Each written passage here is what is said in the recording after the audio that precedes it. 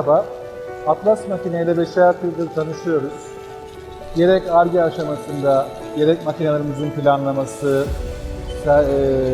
teslim sonrası hizmet, yeni kalıplar yaratma, her aşamada tam desteklerini aldık. Bugün de yine bir kesicimizin denemesine geldik. Müşteriye ayırdıkları zaman, bize verdikleri önem için çok teşekkür ederiz. Çok memnunuz.